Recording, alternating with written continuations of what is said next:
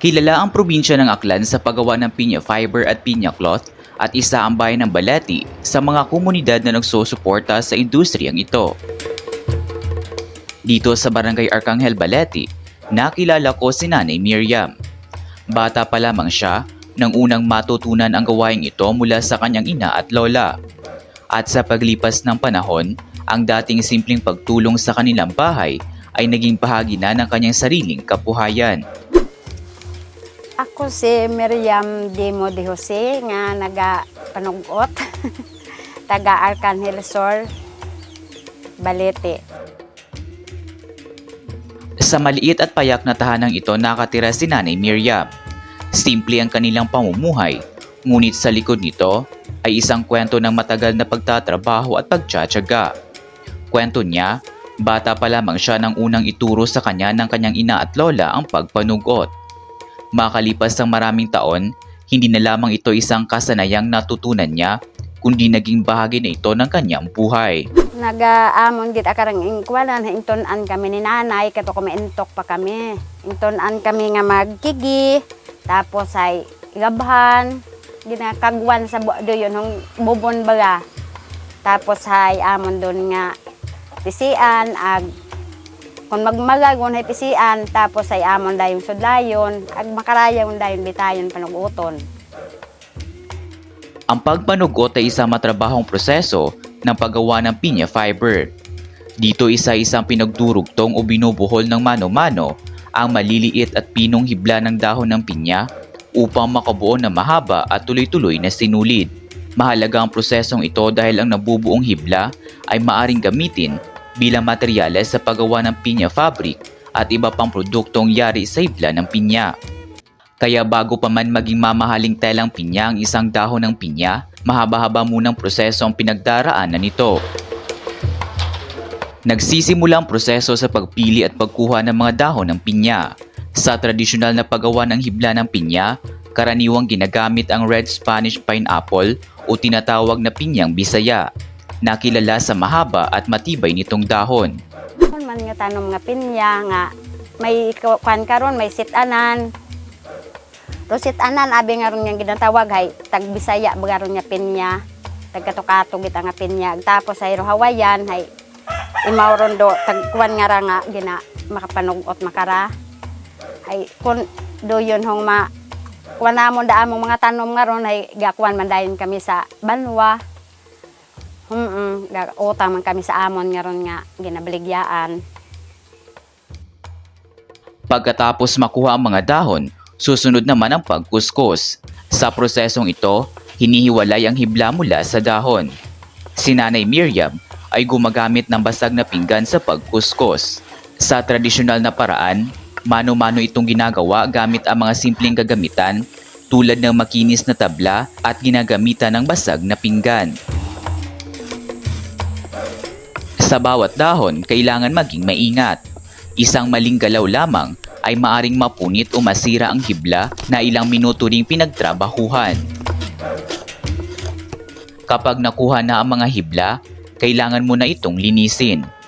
Hinuhugasan ang mga hibla upang matanggal ang katas, dumi at iba pang natitirang bahagi ng dahon. Sa ilang tradisyonal na paraan, pinapalo rin ng marahan ang mga hibla sa isang patag na kahoy upang lumambot at maging mas madaling gamitin. Pagkatapos linisin, saka ito pinapatuyo sa ilalim ng araw. Isinasabit ang mga hibla hanggang sa tuluyan itong matuyo at maging handa para sa susunod na proseso. At dito na pumapasok ang gawaing matagal nang ginagawa ni Nanay Miriam, ang pagpanugot.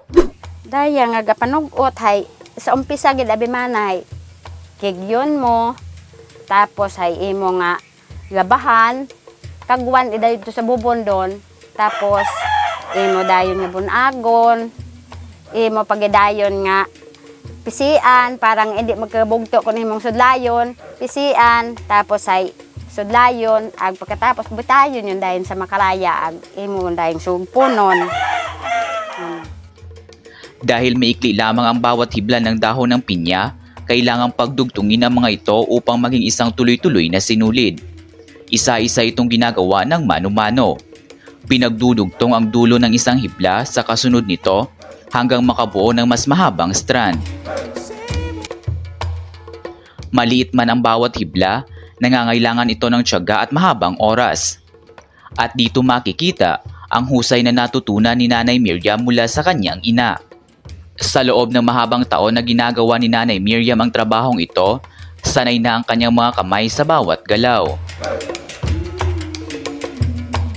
Pero sa likod ng mahabang proseso, may isa pang hamon na matagal nang kinakaharap si Nanay Miriam. Kwento niya, noon ay nasa 14 pesos ang isang sikapat ng kanilang suguton. Bagamat maliit ang halaga, mas kaya naman daw itong pagkasyahin noon dahil mas mababa rin ang presyo ng mga pangunahing pangangailangan. Ngayon, mas mataas na ang presyo ng mga bilihin, ngunit para kay Nanay Miriam, hindi pa rin sapat ang kinikita niya mula rito. Ay makarahay, barato git ang makararo do yun ho nga suguton. Imbis amon kung dang nasalig-saligan man da sa amon nga mga kuwan nga pang kuwan sa among mga estudyante. Hay ay barato git ang makara.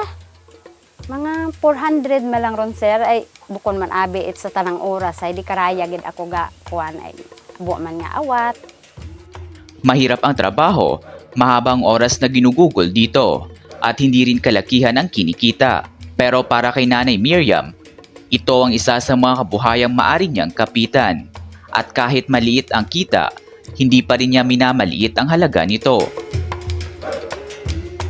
Mula sa maliit na kinikita, nakakatulong si Nanay Miriam sa pagbibigay ng pambaon sa kanyang mga apo. Maliit man ang halaga, malaking bagay na ito para sa isang pamilyang kailangang pagkasyahin ang kanilang kinikita sa araw-araw. Para kay Nanay Miriam, sapat nang malaman niyang ang kanyang pagod ay may napupuntahan.